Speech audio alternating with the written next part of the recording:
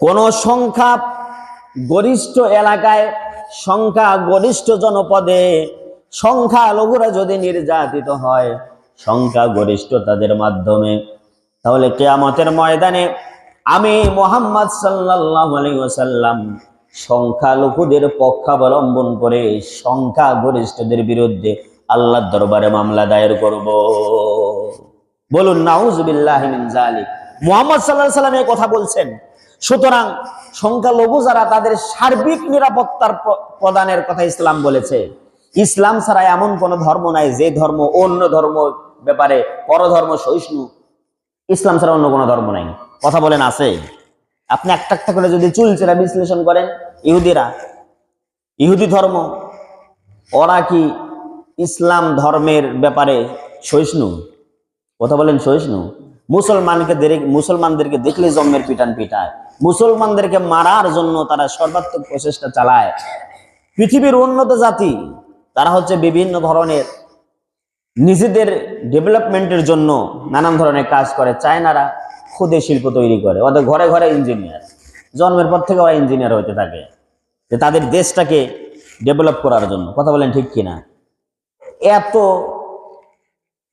আপনার হচ্ছে ভূমিকম্পর দেশ চায়নার ইতিহাস পড়ে দেখেন, তারা আজকে কোত্থেকে কোথায় গেল, তার কারণটা কি? একমাত্র এটা, ওরা হচ্ছে সব সময় টাইমটাকে মেনটেন করে, দেশ কিভাবে ডেভেলপ করা যায় এই ধরনের চেষ্টা করে। থালা বাসন কোসন থেকে শুরু করে সবকিছু তারা তৈরি করতে থাকে। কিন্তু ইহুদি জাতি একমাত্র জাতি, বর্বর ইতর নিকৃষ্ট জাতি, এরা 24টা ঘন্টা চেষ্টা করে মানুষ কিভাবে মারা যায়।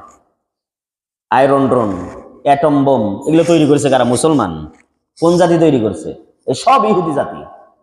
ওদের কাজ হচ্ছে এইটা, যে মুসলমান কিভাবে মারা যায়, মানুষ মারা অস্ত্র যত বেশি তৈরি করে ইহুদি জাতি, অন্য কোন জাতি এত তৈরি করতে পারে না, করেও না।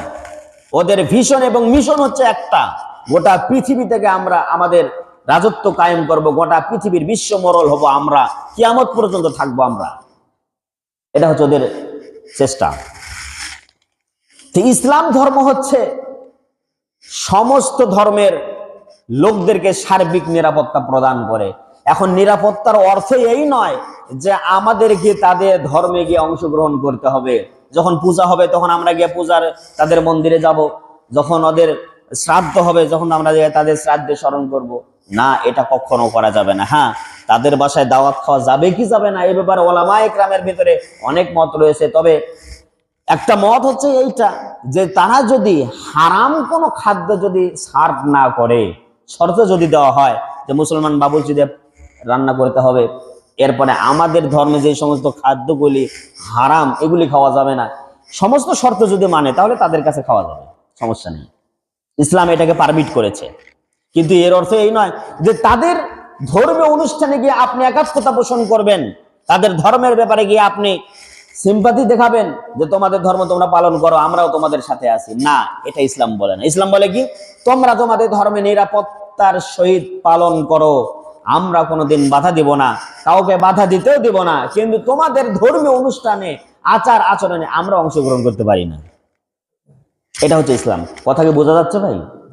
রাসূল করিম সাল্লাল্লাহু আলাইহি সাল্লামকে আল্লাহ পাক একথা চূড়ান্তভাবে ফয়সালা করলেন, না আপনি বলে দেন তারা যার ইবাদত করে আপনি তার ইবাদত করেন না, যার ইবাদত করে আসতেছে ভবিষ্যতেও করবে, ওর ইবাদত আপনি ভবিষ্যতেও করবেন না। আপনি চূড়ান্ত ফয়সালা নাজিল করে দেন। আমার বন্ধুগণ, শুধু তাই নয়,